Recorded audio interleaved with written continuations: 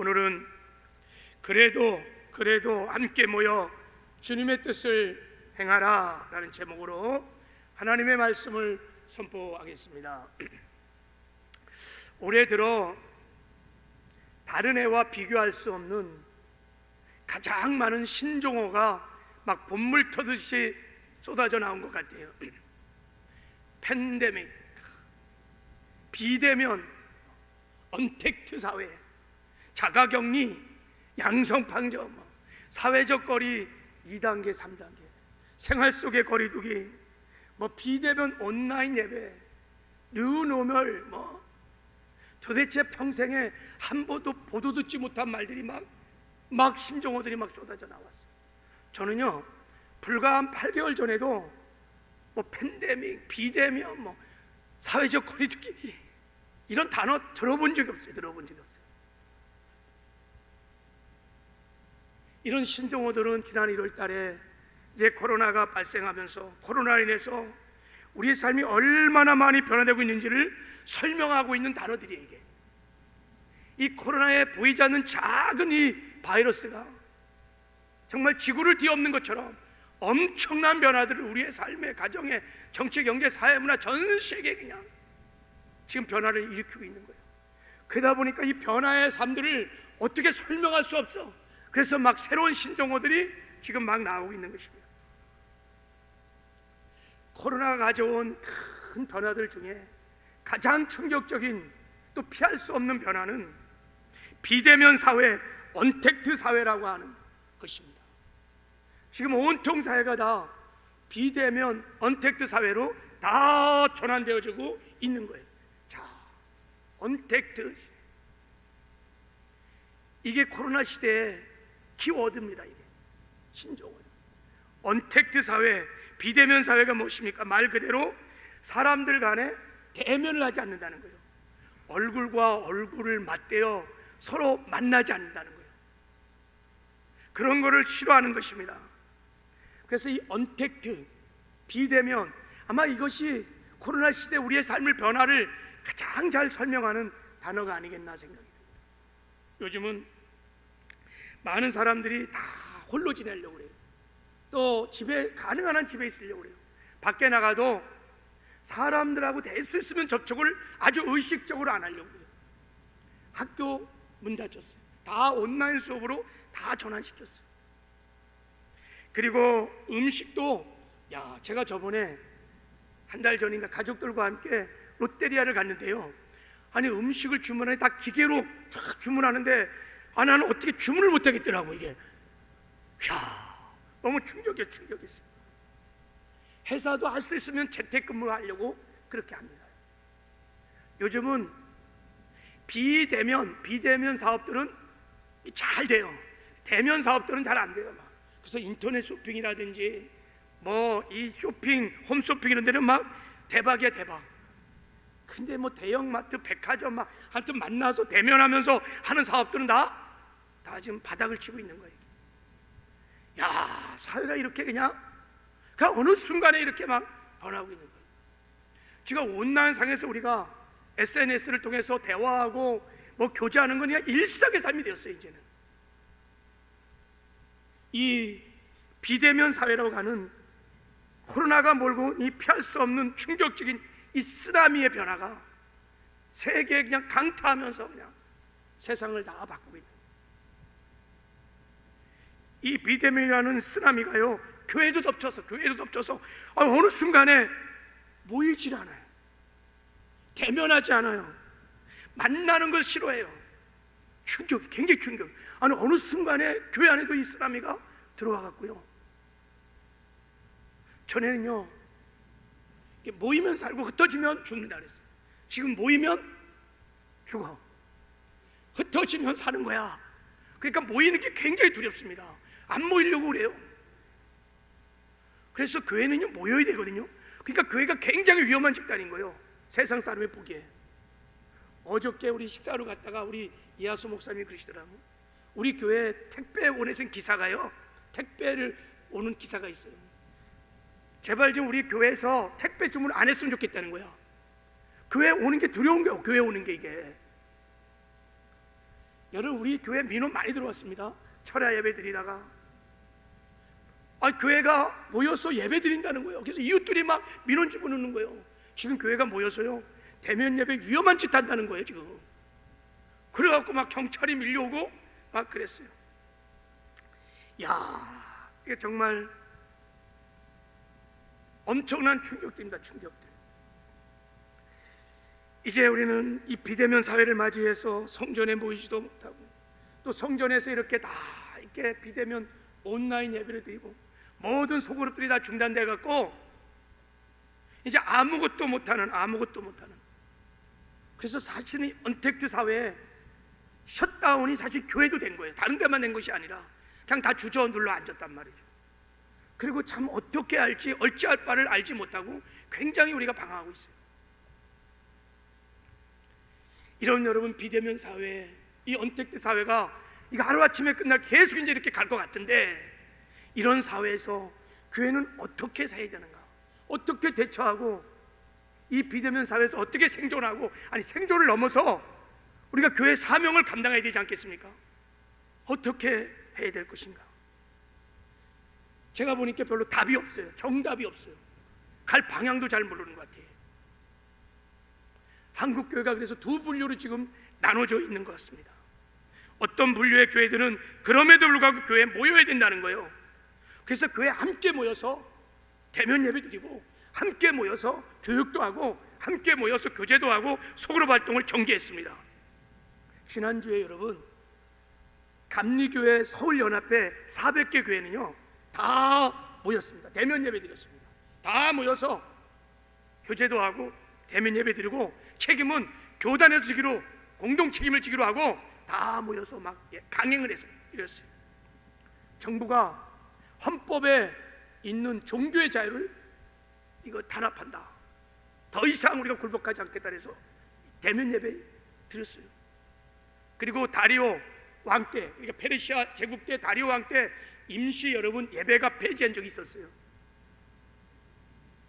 예배 금지 명령이 선포되었을 때 다니엘은 여러분 자기를 모함하는 것인 줄 알았어요. 그게 음해라는 것을. 그럼에도 불구하고 다니엘이 예루살렘을 향하여 문을 열어놓고 하루에 3번씩 기도하고 감사하며 하나님께 예배드렸다 이거야. 그러니까 우리도 죽으면 죽으려 하고 이 성전을 지켜야 한다, 모여야 된다 해갖고 막 밀어붙이는 거예요.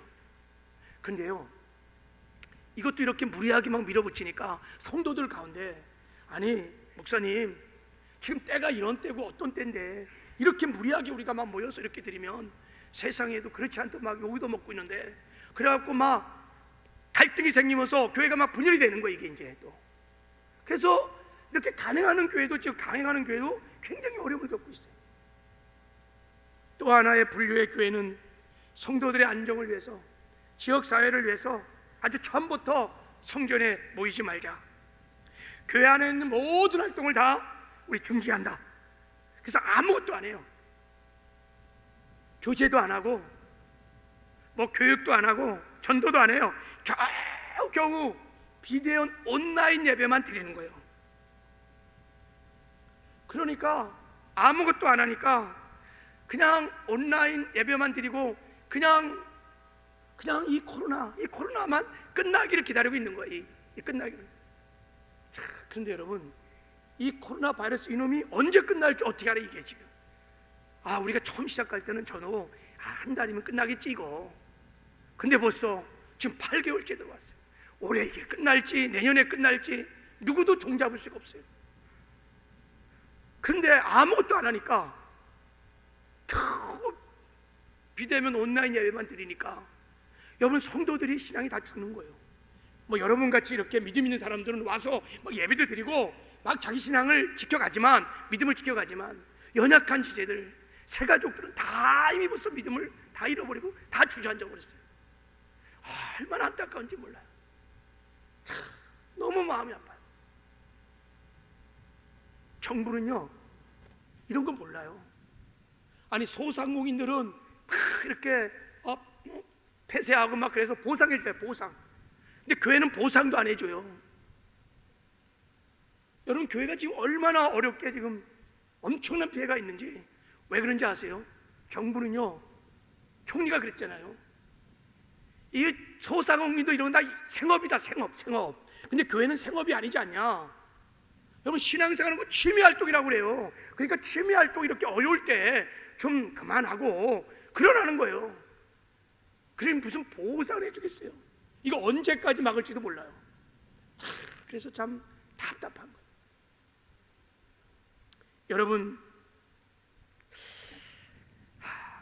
여러분은 좀 어떻게 생각하세요? 무엇이, 어떤 것이 옳을까요?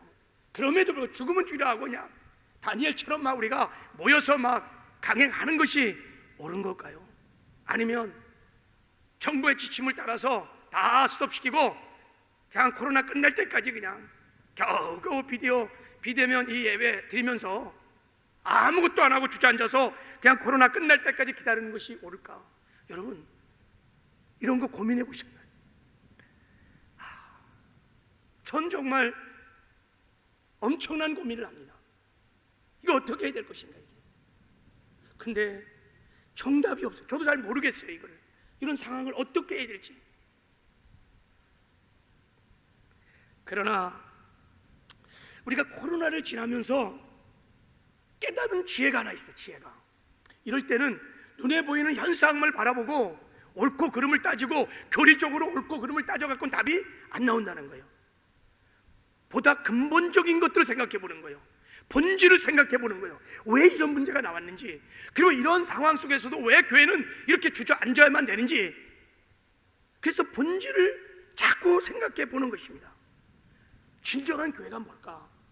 이런 코로나 상황에도 흔들리지 않으며, 이런 상황에도 복음도 전하고 서로 교제도 하고 예배도 드리며 사명을 감당하는 이런 하나님이 정말 기뻐하는 교회는 어떤 교회일까?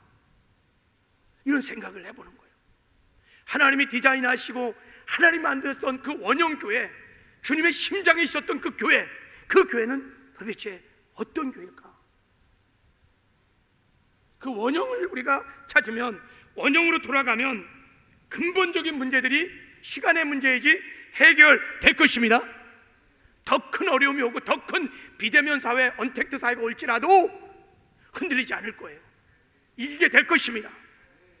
그리고 교회 사명도 감당하게 될 것입니다. 그래서 이제 이런 상황에서 우리 한번 물어보는 거예요.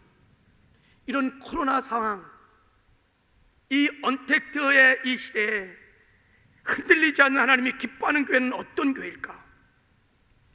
우리가 돌아가야 할 교회의 본질은 도대체 무엇일까? 이것을 한번 생각해 보는 거예요. 자, 우리가 이런 질문을 가지고 성경을 보면, 자, 여러분, 교회를 이렇게 말합니다. 교회를 에클레시아라고 말합니다. 교회를 에클레시아. 이 뜻이 무엇이냐면 하나님께 부름을 받고 모인 무리들, 건물이 아니에요. 거듭난 성도들, 생명의 공동체를 에클레시아라고 합니다. 에클레시아. 그래서 교회를 주님이 이렇게 말씀하셨습니다. 교회는 그리스도의 몸이다, 이렇게 말했어요. 예수님이 교회의 머리시고 교회는 그분의 몸이에요. 몸이. 교회는 우리의 몸이 눈, 코, 입, 손, 발, 다리 막 여러 지체로 이루어지는 것처럼 성도들의 생명의 연합으로 이루어진 주님의 몸, 공동체라는 것입니다. 그러니까 주님의 몸, 이게 유기적인 공동체예요. 유기적인 공동체. 여러분, 유기적인 공동체는 이 지체들이 떨어지면 죽습니다. 여러분, 이거는 유기적인 공동체가 아니에요. 노트북은 기계적인 공동체예요. 이걸 해체시켜도요 죽지 않아요. 다시 조합시키면 다시 기능을 발휘해요. 그러나 유기적인 공동체는, 에클레시아는 지체들이 떨어지면 죽습니다. 그리고 지체들이 연합하여 관계를 이룰 때 그 그리스도의 몸, 그 지체의 역할을 제대로 할 수 있습니다. 이게 공동체의 특징인 것입니다. 교회는요 건물이 아니에요. 교회는 에클레시아, 여러분, 거듭난 성도가 교회인 것입니다. 그러니까 서울순복음교회는 따로 있는 게 아니에요. 저와 여러분이 서울순복음교회입니다. 내가 서울순복음교회예요. 우리가 서울순복음교회인 것입니다. 한번 따라해 보세요. 내가 서울 순복음 교회다. 이게 하나님이 가르쳐주는 에클레시아, 교회의 본질인 것입니다. 그리고 주님이 말씀하셨어요. 교회는 하나님의 가족이다. 가족, 하나님의 아버지시고 우리는 그분의 자녀들이고, 예수님은 로마서 보면 맏형이고, 그리고 우리는 다 형제 자매, 가족 공동체인 것입니다. 자, 그러므로 우리가 교회가 공동체, 유기적인 공동체이기 때문에 이렇게 우리가 그림을 그려볼 수 있어요. 교회는 에클레시아, 유기적인 살아있는 공동체예요. 그래서 여러분, 함께 모이는 것은, 교회가 함께 모이는 것은 굉장히 중요한 겁니다. 이게 본질인 것입니다. 함께 대면하여 모이고 서로 관계를 이루는 것이 중요한 거예요. 교회가 교회다워질 수 있는 본질이 뭐냐? 함께 모여, 함께 대면하여, 함께 관계를 이루는 것입니다. 교회가 모이지 않으면 교회가 교회될 수 없습니다. 우리 몸 안에는 여러분 많은 지체가 있어요. 이 지체들이 떨어져 나가서 흩어지면 여러분 온전한 몸이라고 할 수 없습니다. 불구자 되는 거예요. 그러면 사랑 구실을 할 수 없는 것입니다. 마찬가지로 여러분, 교회도 함께 모여 그리스도의 몸을 이룰 때만이 하나님이 기뻐하는 진정한 교회가 되고, 교회의 사명을, 교회의 역할을 감당하게 되는 줄 믿습니다. 그래서 교회는 관계를 이루는 것이, 모이는 것이 본질인 것입니다. 또 하나의 본질은 우리가 함께 모여서 교회의 머리가 되시는 주님의 뜻을 이루어가는 것이 교회의 본질인 것입니다. 주님의 뜻이 뭘까요? 하나님이 그러니까 이 땅에 당신의 몸을, 보이지 않는 당신의 몸을 이 땅에 세우신 목적, 그게 주님의 뜻인 거예요. 왜 교회를 이 땅에 세웠느냐? 여러분, 우리가 함께 모여 하나님은 예배 드리기를 원하십니다. 교회는 그래서 예배 공동체입니다. 그리고 교회는 주님과 인격적인 교제를 나누면서 주님을 알고 닮아가는 주님의 제자가 되는 공동체인 것입니다. 그리고 이 복음을 전해서 죽어가는 영혼을 살리고 키우고 세우며 생명의 역사를 가는 주님의 증인의 공동체인 것입니다.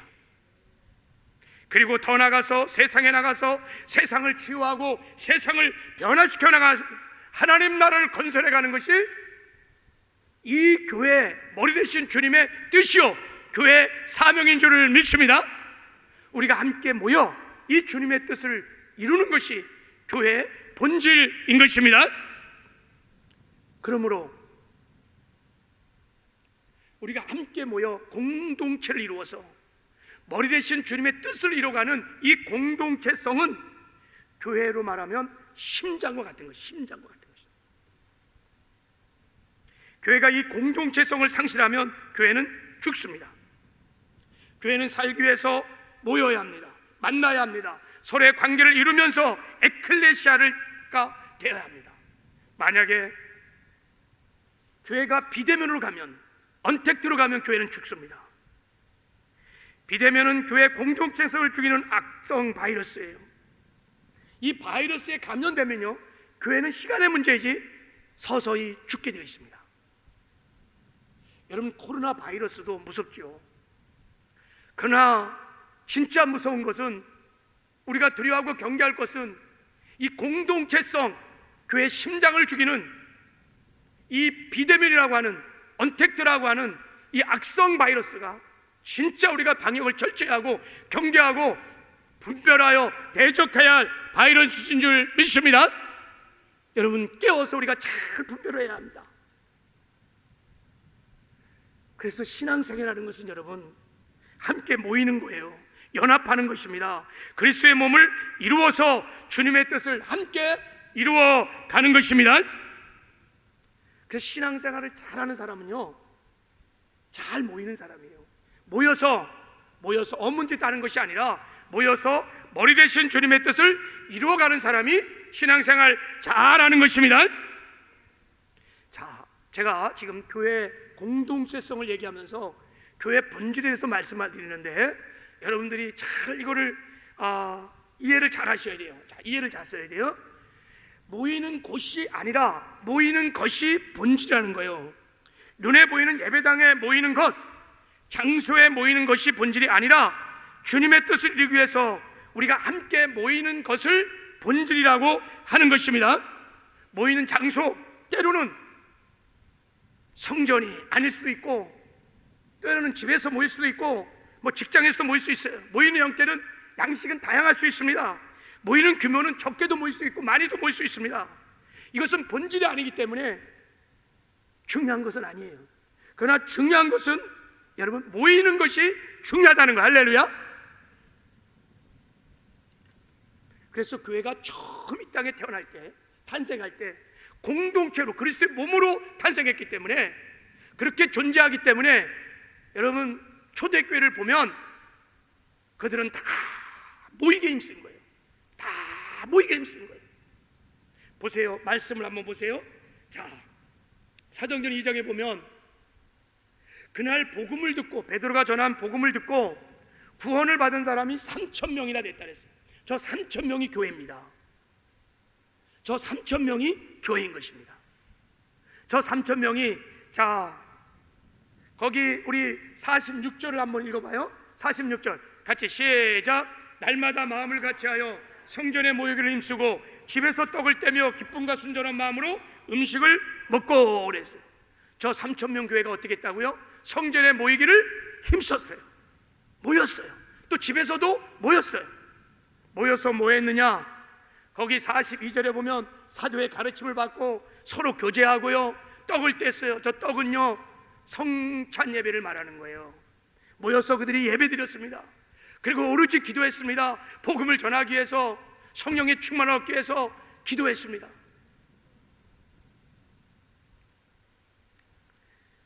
초대교회가 엄청난 핍박 속에서도 지하 카타콤에 다 모였습니다.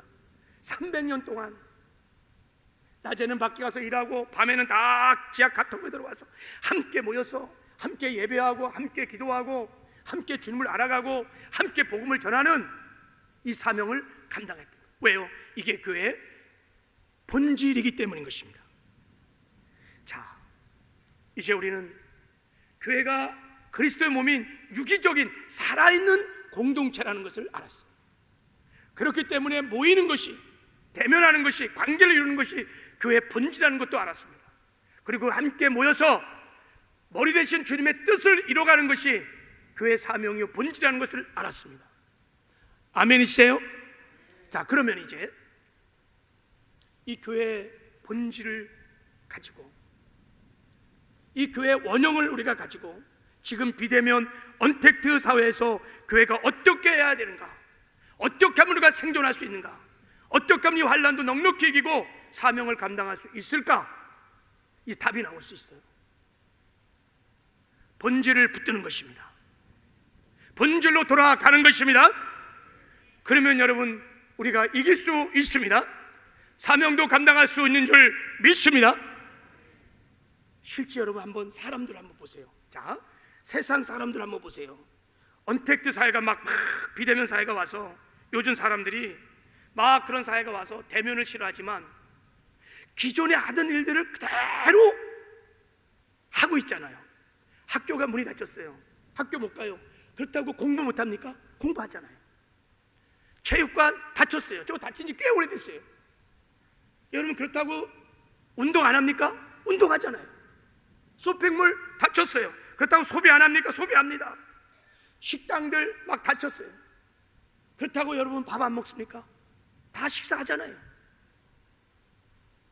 중요하기 때문에 하는 것입니다. 여러분. 다만 그동안은 해왔던 대면과 접촉의 방식이 아닌 다른 방식으로 할 뿐인 것입니다. 형식은 바뀌어서도 내용은 그대로인 것입니다. 그 내용은 중요하고 본질이기 때문인 것입니다. 여러분, 우리가 본질을 잡으면 다 할 수 있습니다. 형식이라는 것은 그때그때 상황과 형편에 따라서 다양한 방법으로 하면 되는 것입니다. 예를 들어서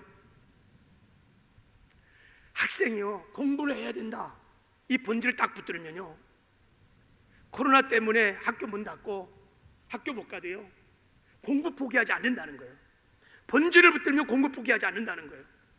어떻든 막 과외 선생을 들이든지 막 혼자 탐구를 하든지 공부를 하게 되어 있습니다.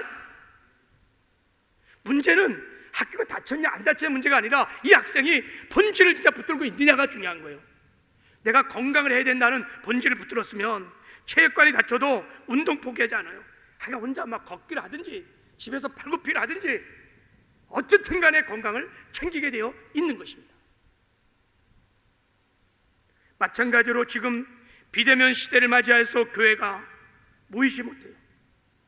함께 예배드리지 못해요. 이게 현실입니다. 거부할 수 없는 현실이에요. 다 동의할 수밖에 없는 현실이에요. 그러나 교회가 모이지 않는다고 모이는 것을 포기하면 안 된다는 거예요. 본질을 내려놓으면 안 된다는 것입니다. 여러분, 예배당에 못 모이면 집에서 모이면 돼요. 직장에서 모이면 됩니다. 카페에서도 모일 수 있습니다. 어디서 모이는가, 어떻게 모이는가, 얼마나 모이는가, 이것은 중요한 것이 아니에요. 본질이 아니기 때문에 이것도 언제나 바뀌어질 수 있는 것입니다. 중요한 것은 모이는 것이 중요한 거예요. 할렐루야. 어디서 모이든 어떻게 모이든 얼마나 모이든 중요한 것은 모이는 것이 중요해요. 에클레시아를 이루는 것이 중요한 것입니다. 그리고 함께 모여서 주의 뜻을 이루어가는 것이 중요한 것입니다. 어쨌든 간에 성전에서 모일 수 없는 형편이라면 가정에서도 모여서, 직장에서도 모여서, 카페에서도 모여서 우리가 함께 모여 교회의 본질인 하나님을 예배하고 서로 사랑하고 교제하고 복음을 전하며 세상에 나가서 빛과 소금 역할을 감당하며 세상을 변화시키는 사명을 감당해야 될 줄을 믿습니다. 이게 본질인 것이다. 여러분, 교회의 본질을 붙들면 길이 보입니다. 돌파하고 나갈 수 있는 방법도 보입니다. 본질은 하나님의 뜻이고 하나님의 말씀이기 때문에 반드시 성령이 도와주십니다. 어떠한 문제도 돌파하고 나갈 수 있도록 길을 열어 주시는 것입니다. 대면 예배 못 드려. 그렇다고 예배 다 그만두면 안 돼요. 온라인 예배 드릴 수 있습니다. 뭐 카톡으로도 드릴 수 있습니다. 다양한 방법으로, 줌으로도 요즘은 다 예배 드릴 수 있습니다. 지금은 50명밖에 못 모이도록 지금 정부의 지침이 그래요. 그러면 진짜 우리가 본질을 붙들면, 야, 교회는 모여야 되는 거고 예배를 드리는 거라면 100명 모이는 교회는 50명씩 2번 드리면 되는 거예요. 500명 교회는 50명씩 1부부터 10부까지 드리면 되는 거예요. 우리도 뭐 10부, 15부, 20부 다 드리면요, 전 성도가 다 예배 드릴 수 있습니다. 여러분, 문제가 여러분 장소에, 예배당에 못 모여서 문제가 사실 아닌 거예요. 우리가 본질을 붙들지 않았기 때문인 것입니다. 중요한 것은 본질이 중요한 것입니다. 교회는 여러분 유기적인 살아있는 생명의 공동체인 것입니다. 건물이 아닌 거예요. 그래서 우리는 함께 모여서 관계를 통하여 그리스도의 몸을 이루어야 하는 것입니다. 그래서 하나님의 뜻을 이루어가는 삶을 살아야 교회가 교회다움을 회복하게 될 것입니다. 거듭 말씀드리지만 어디서 모이느냐, 장소 그렇게 중요한 게 아닙니다. 나중에 설교했지만 주일 성수를 할 때는 대성전, 이 교회라는 것이 너무너무 중요합니다. 주일 성수는 여러분 교회 와서 하나님의 정한 카이로스 때 하셔야 합니다. 그러나 일반적인 이런 상황 속에서 장소, 그게 중요한 게 아니에요. 어떻게 모이느냐, 모임의 형태, 양식, 그것도 그렇게 중요하지 않아요. 얼마나 모이냐, 수도 그렇게 중요하지 않아요. 이런 것은 상황에 따라, 형편에 따라 이런 것들은 얼마든지 변화될 수 있는 것입니다. 어쩌면 여러분 지금같이 이 코로나 팬데믹 상황에서는 집에서, 처한 곳에서, 그리고 소수가 모여서 이렇게 함께 하나님께 예배드리는 것이 훨씬 좋을 수도 있을지 몰라요. 중요한 것은 우리가 함께 모여서 예배를 드린다는 본질을 붙드는 것이고, 예배를 드리되 영이신 하나님 앞에 신령과 진정으로 예배를 드리는 것이 중요한 거예요. 여러분, 대성전에 와서도 영이신 하나님 앞에 신령과 진정을 드리지 않으면 그 예배는 아무 의미가 없는 거예요. 여러분, 제가 그래서 지난주에 그 설교를 한 겁니다. 예배의 본질을 붙드는 것이 중요한 것입니다. 우리 교회요, 토요 세마학당이 있습니다. 토요일마다 부모들이 자녀들에게 성경을 가르쳐요. 비대면 속으로 모든 활동을 중지시키니까 못했어요. 속으로 활동 다 중지해놓으니까 할 수도 없거니와 그리고 성도들도 또 위험하고 그러니까 안 모여. 참, 그래서 마음이 안타까웠을 때, 그러면 코로나가 끝날 때까지 기다리고 그냥 주저앉아서 아무것도 안 하고 있는 것이 주님의 뜻일까? 아니죠. 이 본질을 생각해 보면 주님은 함께 모이는 것이에요. 함께 모여서 부모가 자녀들에게 말씀을 가르치는 것이 본질이고 주님의 뜻인 것입니다. 아멘이시죠? 쉐마는 주님의 명령이십니다. 그래서 우리가 본질을 붙드니까 길이 보이는 거예요. 그래서 우리는 지난주부터는 줌으로, 화상으로 토요 세마학당을 하고 있습니다. 못할 거 없어요. 잘했더라고요. 할렐루야. 못하는 거 안 하는 거는 여러분, 모여야 한다는 본질이 아닙니다. 부모가 자녀들에게 말씀을 가르친다는 이 본질을 붙들면요, 어떤 형태 어떤 모양이도 할 수 있습니다. 사실 이 본질을 우리가 붙들지 않았기 때문에 못하는 것입니다. 오늘 이 마지막 때를 살아가고 있는 교회들에게, 특별히 이렇게 코로나 사태와 같은 이 비대면의 언택트의 사회를 살아가는 성도들에게 하나님께서 교회에게 말씀하시는 하나님의 메시지, 주님의 마음이 오늘 본문에 담겨져 있습니다. 자, 오늘 한번 본문 말씀 우리 함께 읽었던 25절을 다시 한 번만 읽어보도록 하겠어요. 자, 우리 25절을 같이 한번 읽겠습니다. 시작. 모이기를 패하는 어떤 사람들의 습관과 같이 하지 말고 오직 권하여 그날이 가까움을 볼수록 더욱 그리하자. 모이기를 패하는 어떤 사람과의 습관같이 하지 말라는 거예요. 그러니까 뭐 하라는 거예요? 모이라는 것입니다. 모이기에 힘쓰라는 것입니다. 본질에 충실하라는 것입니다. 특히 마지막 때가 되면 될수록 본질에 너희들이 충실해야 된다는 거예요. 모이기에 힘써요. 여기서 여러분, 어떤 장소에 모이라는 게 아니에요. 모이는 것, 에클레시아, 공동체를 이루라는 뜻입니다. 이 당겨진 의미가. 그 윗절부터 읽어보면 주님이 하시는 모습이 너희들이 모여 에클레시아를 이루어야 하나님의 뜻을 이뤘기 때문에 너희들이 모이는 것에 힘써야 된다고 말씀을 하는 것입니다. 근데 마지막 때가 되면 사람들이 모이는 것을 자꾸 패한다는 거예요. 대면을 싫어한다는 거예요. 빛 가운데 나오는 것을 자꾸 싫어한다는 거예요. 왜요? 먼저는 여러 가지 이유가 있겠지만 개인적인 나태함들, 게으름들, 세상에 푹 빠져 사니까 여러분, 성도끼리 이 빛 가운데 모이는 것이 부담스러워요. 그래서 잘 안 모여요. 그러니까 마지막 때가 되면 모이게 힘쓰라고 말씀하신 것이고, 근데 더 중요한 이유가 있어요. 마지막 때는 코로나 사태와 같은 전염병, 기근, 지진, 막 자연적인 재앙들이 막 밀려올 것입니다. 성경에 보면 마지막 때는 환난의 때거든요. 어려운 때입니다. 그래서 재앙이 일어날 때마다 국가가 강력하게 대처를 합니다. 여러분, 코로나가 막 일어났어요. 국민의 안정을 위해서, 이 경제가 막 무너지니까 경제를 지키기 위해서 국가가 개입해서 방역법을 만들어가고 지금 강력하게 통제를 하고 있잖아요. 다 통제를 해버렸잖아요. 그럼 앞으로 코로나보다 더 큰 전염병이 일어나요. 여러분, 6째 인을 뛸 때는 막 지구의 3분의 1이 죽는 엄청난 재앙들이, 전쟁도 막 일어나요. 엄청난 한란이 막 일어나요.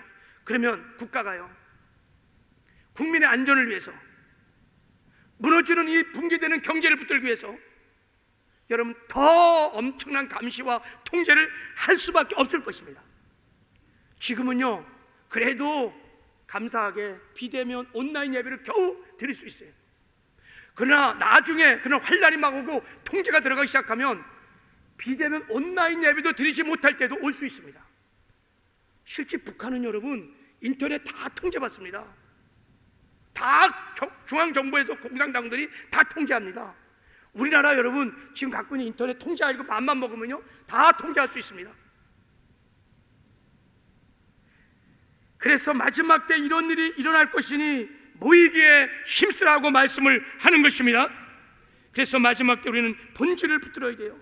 어떤 상황, 어떤 옆에서 교회는 유기적인 공동체이기 때문에 모여야 한다는 것을 명심을 하셔야 합니다. 그리고 함께 모여서 우리는 어떻게 간에 예배를 드리고 사랑의 교제를 나누면서 이 복음을 전하며 세상을 품고 세상의 아픔을 품고 세상을 변화시켜 간다는 이 주님의 뜻, 교회를 이 땅에 하나님께 세우신 이 목적을 분명히 붙들고 이 사명을 감당해야 될 줄을 믿습니다. 본질을 붙들면 성령께서 함께 하셔서 능히 여러분 이기기도 하시고 사명도 감당하게 하시고 교회 부흥도 주실 줄을 믿습니다. 오히려 여러분 이 코로나가 확산될 때 저도 지금 이제 깨달았지만 본질을 붙들고 나가면 오히려 지금 이 시간이 교회가 교회다워질 수 있고 교회의 부흥을 일으킬 수 있는 절호의 기회일 수도 있습니다. 제가 한번 증거를 대볼게요. 1966년 중국에요 문화 대혁명이 일어났습니다. 그래갖고요 모든 교회가 다 폐쇄됐습니다. 선교사들 다 추방하고요, 그리고 지도자들 다 감옥에 다 넣었어요. 그리고 교회 다 불태우고요, 성경책 다 불태웠습니다.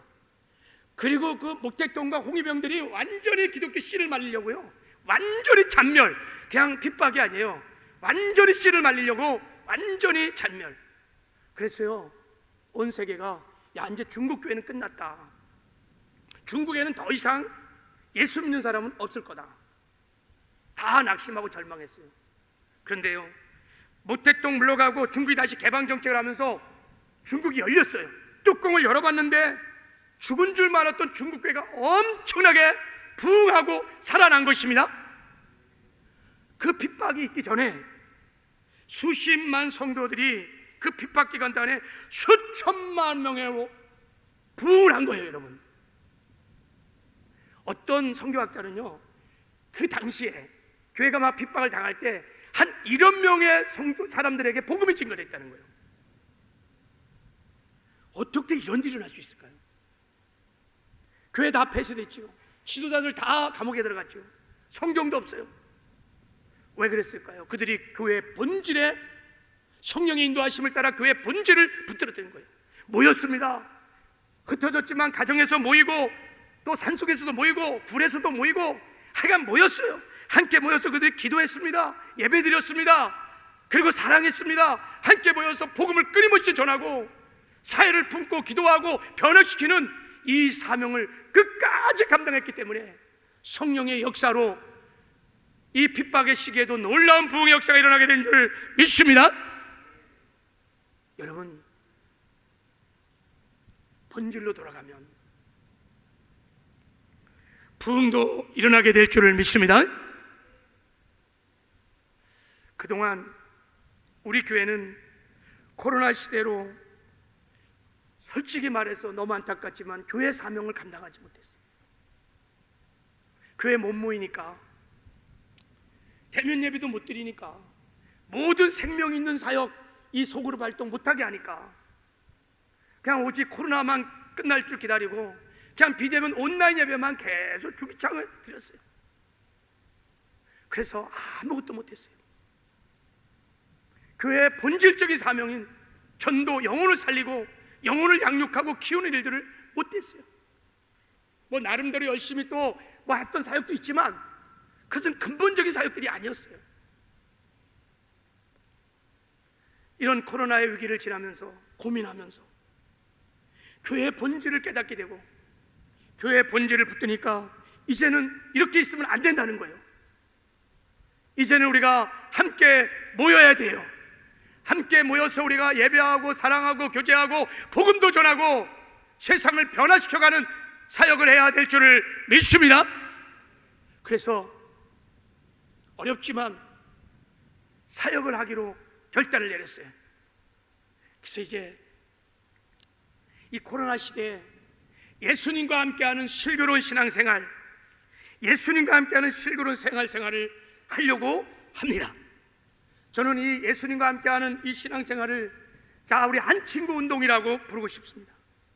이제부터 우리 예수님과 함께 지혜롭게 슬기롭게 이 코로나 시대 본질을 붙들고 함께 신앙생활을 하기를 원합니다.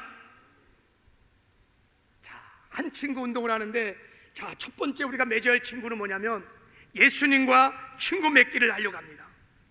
온라인상에서 비록 모이지 못하지만 온라인상에서 우리가 기도하고 말씀을 읽고 묵상함으로 주님과 친밀히 교제하면서 주님과 동행하는 삶을 살기를 원합니다. 여러분, 지금은 이제 성전을 의지하고 또 죄종들을 의지하고 또 누군가를 의지하고 누구 때문에 신앙생활하는 생활은 시대는 끝난 것 같아요. 이제는 각자 도생을 해야 돼요. 어떤 처지 어떤 형편에서도 믿음 지키고 신앙생활 할 수 있는, 이제 각자 도생을 할 시대가 왔어요. 그것은 다른 길이 없어요.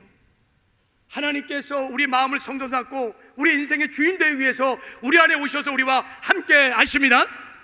그 주님과 날마다 친밀한 교제를 나누면서 그 주님과 함께 살고 그 주님과 함께 걷고 그 주님과 함께 일하는 것입니다.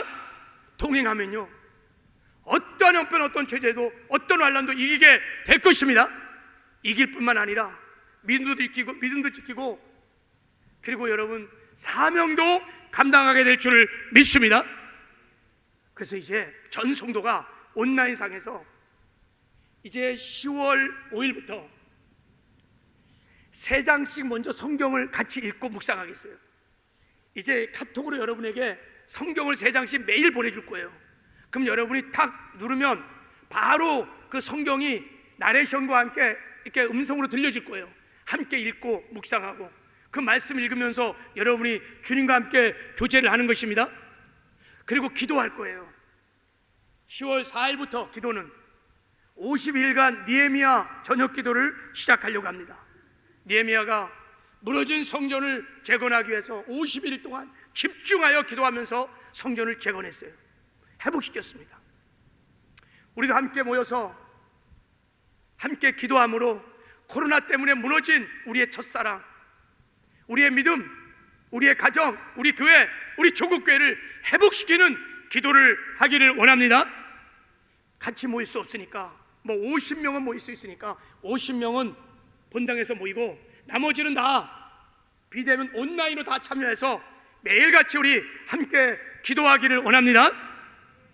그렇게 말씀과 기도를 통해서 주님과 교제하기 시작하면 여러분 주님의 뜻도 알고 주님의 마음도 알아서 순종함으로 주님과 동행하는 역사가 일어나게 될 줄 믿습니다. 자, 두 번째, 교회 안에서 친구 맺기 운동을 하려고 합니다. 주님께서 오늘 본문 말씀에 이렇게 말씀하셨어요. 마지막 때가 되면 너희들이 모이게 힘써야 한다. 그래서 모여서 뭐 하느냐? 서로 돌아봐야 된다는, 서로 돌아봐야 된다는 거야. 왜냐하면 우리가 가족 공동체, 하나님의 가족 공동체입니다. 우리 지체들 가운데 믿음이 없는 사람들, 또 연약한 지체들은 이렇게 막 코로나 같은 막 이렇게 환란이 밀려오면요 다 믿음을 잃어버리게 돼 있어요. 실족하고 주저앉는 사람이 막 생기게 돼 있어요. 그러니까 너희들이 함께 모여서 그들을 돌봐야 된다는 거예요. 지금 여러분 코로나 사태로 인해서 얼마나 연약한 지체들이 지금 눌러앉은지 몰라요. 예배도 못 드려요. 믿음도 다 막 잃어버렸어요. 이거 여러분 그냥 우리가 내팽개치면 하나님의 뜻이 아닌 거예요. 우리가 한 가족인 것입니다. 하나님 우리가 돌보기를 원하십니다. 그래서 이제 목장에서, 지역에서, 교회에서 한 지체를 선택해서, 연약한 지체를 선택해서 내가 그 친구를 친구로 삼아 늘 기도해주고 또 말씀도 보내주고 격려도 하고, 여러분 읽다가 말씀 읽다가 깨달은 거, 은혜 받은 것도 나누고, 그리고 이제 간증을 보내줄 거예요. 자, 하나님과 만나서 은혜 받았던 아름다운 가정을 일주일에 두세 편 보내주면 그 간증, 그 연약한 지체에게 보내주면 돼요. 다 이제 여러분의 핸드폰에 다 매일같이 보내줄 거예요. 그러면 그냥 탁 눌러서 보내주면 그 지체들이 그 간증도 듣고 말씀도 듣고, 그래서 다시 살아나고 회복되는 역사가 일어날 것입니다. 제가 매일같이 말씀을 올릴 거예요. 이제 그러면 이제 매일같이 올린 말씀을 여러분은 그냥 전달해주면 돼. 기도하면서 전달해주면 그들이 처한 곳에서 핸드폰 보고 말씀도 먹고 주님과 교제하는 역사도 일어날 것입니다. 꼭 한 친구를, 이 지체를 친구 맺는 여러분 그런 헌신들이 있기를 바랍니다. 자, 세 번째, 오이코스 안에서 한 친구 맺기. 교회 사명은 영혼을 구원하는 것입니다. 하나님이 당신의 몸을 이 땅에 두신 궁극적인 목적은 저 죽어가는 영혼을 살리기 위해서 이 땅에 당신의 몸 에클레시아를 이 땅에 두신 것입니다. 코로나 시국에서 비대면 사회에서 이 사명을 우리는 감당해야 합니다. 왜냐하면 영혼이 지금 죽어가는 영혼들이 이 땅에 있기 때문인 것입니다. 죄와 사망에 지옥으로 끌려가는 영혼들이 지금 있는 것입니다. 그들을 여러분 건져낼 수 있는 천국 열쇠가 교회에만 있어요. 하나님이 교회에게 줬은 것입니다. 하나님이 복음을 교회에게 맡겼어요. 교회가 전도하면 살 것이고, 교회가 전도하지 않으면 다 죽을 것입니다. 그래서 여러분, 세상의 소망은, 희망은 사실은 교회에 있습니다. 교회만이 희망인 것입니다. 지금 많은 사람들이 코로나 바이러스를 무서워합니다. 걸리면 확진자가 되고 죽을 수밖에 없기 때문에 그렇습니다. 그러나 코로나 바이러스보다 훨씬 어려운 것은 죄의 바이러스예요. 죄의 바이러스에 다 감염되면 다 지옥으로 가는 거예요. 근데 이미 다 감염이 돼서 다 이미 세상 사람들 양성 판정을 다 받았어요. 치료책 없습니다. 이 십자가의 피 묻은 복음을 들어야, 예수를 만나야 주의 보혈로만 치료가 될 수 있습니다. 그 사명을 교회에게 맡겼어요. 우리는 그동안 교회가 다치고 또 예배도 제대로 못 드려서 이 사명을 잃어버렸어요. 그리고 하지 못했어요. 그러나 이제 교회의 본질을 붙들고 우리가 이제 생명을 살리는 사역을 하기를 원합니다. 물론 이제 코로나 비대면 사회 시대에는 노방전도 힘들 것 같아요. 거리전도 힘들 것 같아요. 뭐 만나주지도 않을 것이고, 또 만나도요 뭐 전도지 같은 거 이런 거 뭐 받겠어요? 안 받아요. 이제 우리 전략을 바꾸는 거예요. 전략을 바꿔서 이런 코로나 시대, 비대면 이 온라인 시대에는 여러분, 사랑의 오이코스 관계 전도를 하면 최고일 것입니다. 오이코스라는 게 나의 친밀 그룹을 말하는 거예요. 내가 늘 만나는 사람, 그 중에 최고의 오이코스가 가족들입니다. 가족들, 일가 친척들, 동료들. 우리 이들에게 복음을 전해서 이들을 복음화시키는 거예요. 교회에서 이제 보내줄 것이에요. 예쁜 그림의 전도지도 보내줄 거예요. 그럼 여러분이 그거 받아서 그냥 전달해 주면 돼요. 그리고 불신자들이 하나님을 만나서 구원받는 간증들을 선별해서 일주일에 한두 개씩 보내줄 거예요. 그걸 여러분들이 그냥 내 오이코스 전도 대상들에게 보내주면 돼. 역사는 성령이 하실 것입니다. 여러분이 오이코스 가운데 정말 주님의 심정을 가지고, 그 영혼을 사랑하는 마음을 가지고 한 명을 선정해서 지금부터 기도를 하는 거예요. 기도를 하고, 그리고 사랑의 관계를 맺으면서 잘 섬겨요. 그리고 간증을 나누고 말씀도 나누고 자꾸 섬기면 성령이 역사하셔서 그들을 주께로 인도하는 구원의 역사를 이루어줄 줄을 믿습니다. 말씀을 맺겠습니다. 제가 보기에 앞으로 신앙의 체계는 극단으로 갈 것 같습니다. 무슨 말이냐면, 이제는 이 코로나를 지나면서 알곡과 쭉정이가 확실히 갈라지게 될 것입니다. 세상에 푹 빠져갖고 도무지 저 사람이 믿는 사람인지 안 믿는 사람인지 분별이 안 될 만큼 믿음을 다 잃어버려서 넓은 길, 사망의 길을 걸어가는 쭉정이 같은 성도가 되든지, 아니면 본질을 붙들고 믿음을 지키며 사명을 감당하는 십자가의 좁은 길을 가는 알곡 성도가 되든지, 이젠 쭉정이든지 알곡인지 둘 중에 갈라질 거예요. 저는 교회도 마찬가지일 거라고 생각합니다. 이 코로나를 지나면서 알곡 같은 살아있는 교회, 아니면 쭉정이같이 죽어있는 교회, 분명히 갈라질 것입니다. 여러분이 현직에 있을 때 찾아오는 사람과 퇴직한 후에 찾아오는 사람이 다르죠. 누가 진짜입니까, 여러분? 정승의 개가 죽어갖고 찾아오는 사람과 정승이 죽었는데도 찾아오는 사람은 다르죠. 누가 진짜일까요? 코로나 이전에 믿음 생활했던 사람들과 이 코로나를 극복하고 코로나 이후에도 더 가열차게, 더 열심히, 더 충성스럽게 신앙생활하고 믿음 생활하는 사람들은 다를 것입니다. 여러분, 이제 진짜와 가짜가 완전히 갈라지게 될 거예요.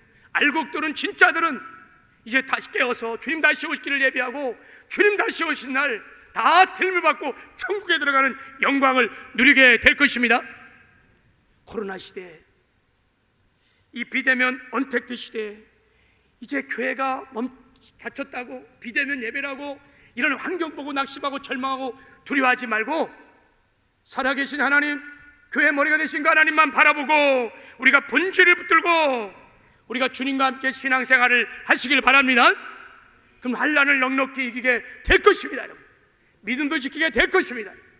끝까지 주님 오실 때까지 사명을 감당하는 알곡 성도, 알곡 교회가 될 줄을 믿습니다. 하나님 아버지 감사합니다.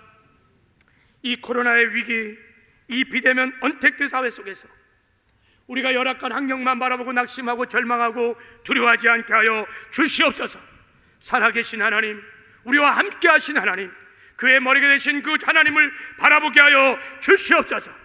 이제 교회의 본질을 붙들고 예수님과 함께 신앙생활을 하여 이 환난도 넉넉히 이기고 믿음도 지키고 끝까지 주님 올 때까지 이 교회의 본질적인 사명을 감당하는 알곡 성도들, 알곡 교회가 되게 하여 주시옵소서. 기름 부어 주시옵소서. 함께 하시는 것 감사하고 예수님의 이름으로 축복하며 기도했습니다.